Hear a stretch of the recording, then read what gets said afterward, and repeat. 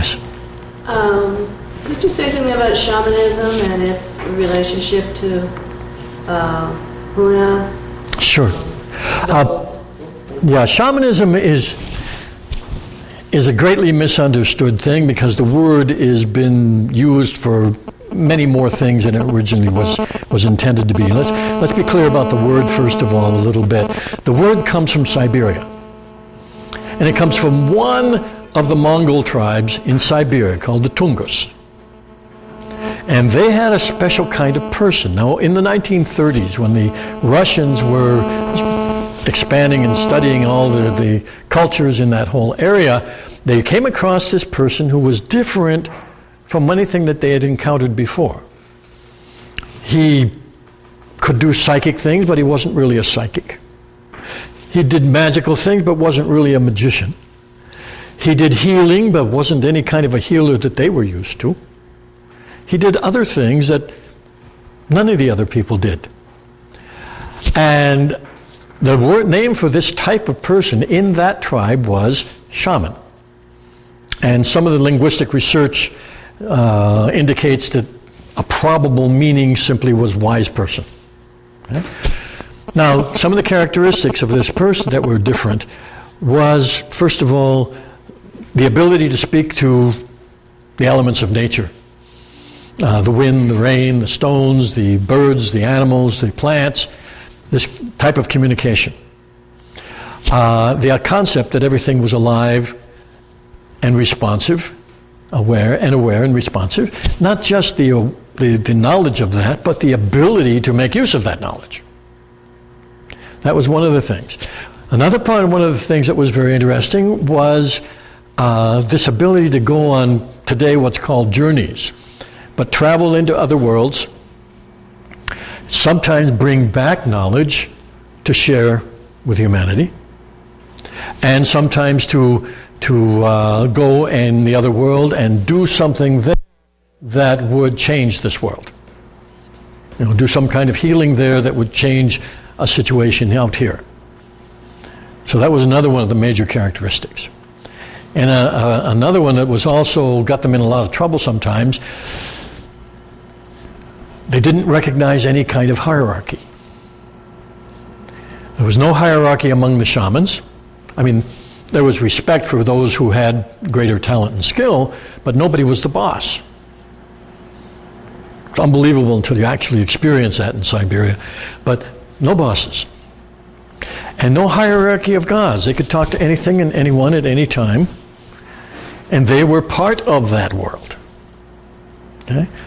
So it was honor, there was a lot of honoring that was done, but not worship in the way that we're used to in the West. Okay? And so then they found that these kinds of people were in all the tribes up there. And then as they traveled around the world, you know, modern times and more communication and different anthropologists studied in different places, they found the same kind of thing in many, many cultures around the world. And finally became aware that there were two main streams. And here's where we get to the Huna and the Hawaiian part. There was the warrior shaman, which is the vast majority. And what they do is they treat illness and evil as an enemy. And they use warrior skills to fight the enemy. And then there were those people, much fewer in number, who were what we called, as just to give them a name, the adventurer shamans. And in Polynesia, the prime example of that is Maui. Now, Maui was a shaman. And the Polynesian word, the Hawaiian word for that is kupua. And, oh yeah, another one of the things they were able to do was change into something else. And it's out of the shamanic tradition that we get our whole profession of acting. So there wouldn't be any Oscars if it weren't for shamans. Okay? Because they were the original ones who used acting as a healing technique. And then somewhere in Europe, in the Middle Ages, it became, Dark Ages, I think, it became separated and just became entertainment. Okay? But anyway, So there's this healing aspect, I have to admit, there's this healing aspect to it.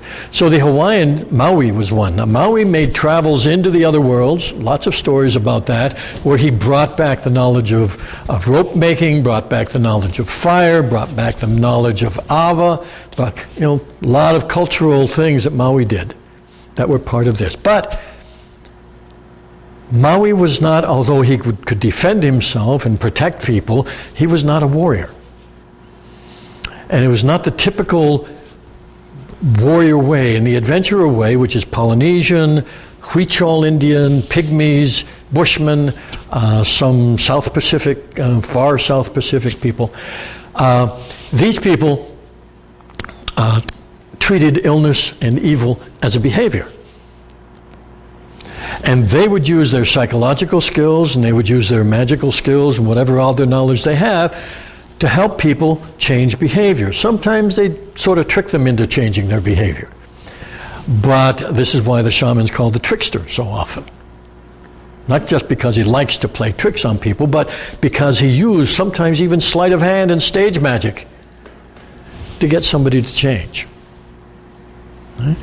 So the basic thing with the Huna, coming out of the Hawaiian tradition, Polynesian, is this adventurer approach.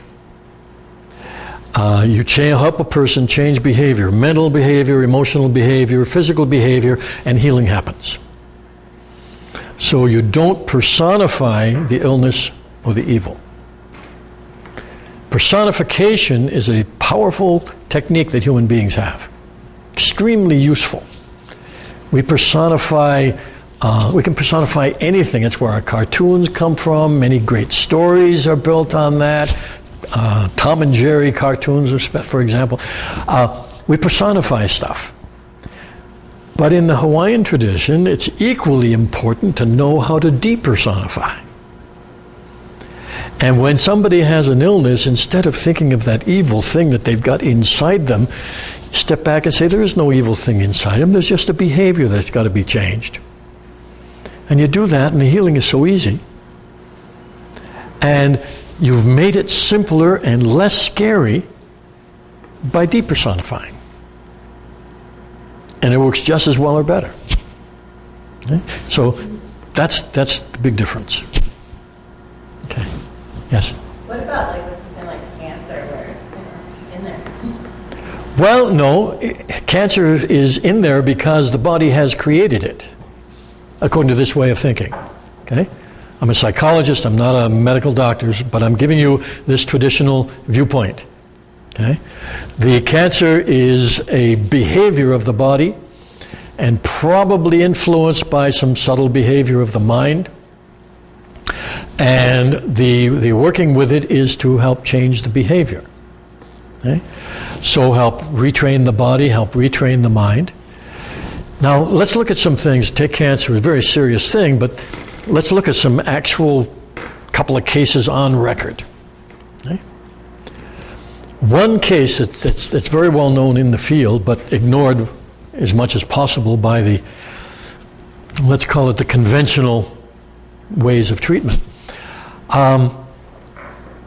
It's a story of a man who was, we'll call him Mr. K, who had cancer, and cancer throughout his body. But he was also a kind of person who was studying about cancer and trying to learn as much as he could about it. But it was all throughout his body, and he was brought into the hospital, and it was terminal case. Now there was a new type of drug that had just come out at the time, and Kribiotin is what it was called. And the doctor in charge said, look, we don't have anything to lose. It was still iffy as far as the drug goes, but it had some promise, and so the doctor said, let's try it. And actually the doctor didn't say let's try it, the man insisted that they try it. He says, this is the end, I've read about this, I want you to use this. Well, okay, he was terminal, what have we got to lose? They tried it. In 3 days, there was no more cancer in his entire body. Okay? Wow, they were so happy. They thought they'd really finally found the wonder drug to conquer cancer. Man went home, he was very happy. Several months later, the FDA came out with a report saying Krebbiotsin has absolutely no value in cancer treatment. The man, of course, read it. And in a few days, he was back in the hospital with cancer throughout his body. Now the doctor said, okay, this is terminal case. I'm going to try something. Now, some people think that what he did was unethical. I'm not going to comment, but I can just tell you what he did. The doctor got a water solution, and he told the man, this is a whole new form of Krebbiotsin that has just come out, held great promise, and we'd like to try it on you. Well, the man was very avid for it. He gave them the water injection. In 3 days again, the cancer was gone. Now the doctor felt guilty. And he went to the man, he said, well, I have to tell you what really happened was that this was only water. It wasn't really a drug. The cancer came back in a few days, and the man died about a week later. Okay? The significant thing, however, is that based on his change of mind, the cancer was actually gone. It wasn't there. Okay? Now, I know that there are some theories in the medical profession that it hides someplace. Okay? But they could not find any trace of it. And yet, when he found out that it was no good, he got the cancer again. Okay? This is not just one case. There are cases where people have, cancer has been cured, okay, with chemotherapy and surgery and radiation and sometimes combinations of those. I know I've got people in my family who have experienced that. It's also been cured by hypnosis, by apricot kernels, by diet, by prayer, by change of lifestyle. Now wait a second. It had been cured by many more ways than just radiation and drugs and surgery. That's the standard treatment, but there's lots of other ways in which the cases are on record in which it's been cured. Okay? Well, I have a theory. If all of these different methods can result in a cure, then it's not the methods that are doing it. There's got to be some other kind of thread in there which is being involved in all of those cases. So what I'm saying is just theory, of course, but the commonality is the individual.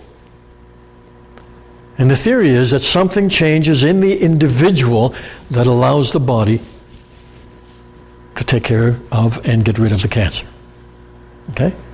So anyway, from this point of view, cancer is not seen as a thing that's in the body that has to be gotten rid of. It's seen as an expression of the body due to certain kinds of stress. And if that can be changed, then so can the cancer. Now, we have some really great techniques that we use, but at this point, no one that I know, ours are mainly self-healing techniques that we teach, but what they have been used for very successfully, nobody I know has actually used it as the primary method of curing cancer that I know of, the ones we teach. But what they have used, where it's really excellent, it gets rid of the pain, gets rid of all of the side effects of the drugs. We've had people use these things where they've had no hair loss, where they've had no nausea during the treatments. And so we know that this stuff works by changing the person, that we can help alleviate all these side effects. Okay? That's known for sure. Okay? So there's something there that is worth looking into. So just a theory, but it's the kind of approach this tradition would use. Okay. Right.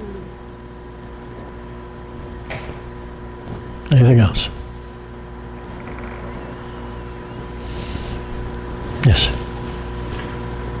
I once took a chemistry course and the doctor came in the room and spouted straight out that it's all energy. And then later on, when you study, you find that energy can be transferred into matter, and matter back into energy, and right back again after the cleansing process. Possibly that might give a physical explanation of what's going on there. Oh, sure, absolutely. And something has to, everything we do, we know now, this is known, this is common knowledge even in the medical field, that what the brain does, what the mind does, say, working through the brain, let's say, changes, chemically, changes the body. Changes the physical structure and changes the chemical balance and hormones and operations of the body, neurotransmitters and all of these things, by a thought. So something is converting something into energy, which is converting it into another. The thing about energy is always converting into other kinds of energy. The room here is warmer now, because our body, we're talking, we're thinking, we're here together, and we're generating more energy.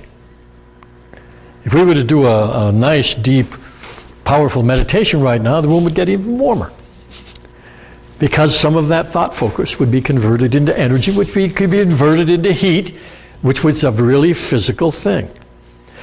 So one of the things about this shamanism approach that we're talking about is we look at the whole physical world.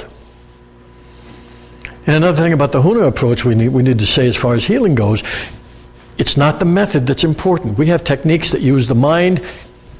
We support techniques that do anything. We support the technique that works.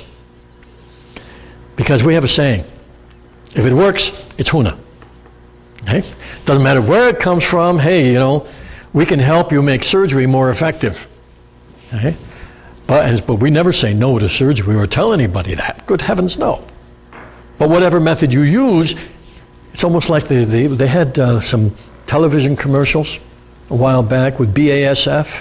I don't know, they're the people who used to be famous for making tapes, but they do all kinds of things in industry. And they would have these commercials, and they would show a car racing down and say, we don't make the cars you drive. We make the cars you drive better. Well, Huna's kind of like that. Okay? Whatever treatment you want to use, fine. If that's going to work for you, we can help you make it better. Okay? Because we bring in energy, we bring in the mind, in addition to whatever else it is you're doing. Because there's no separation. It's all energy, just like you said. Yeah.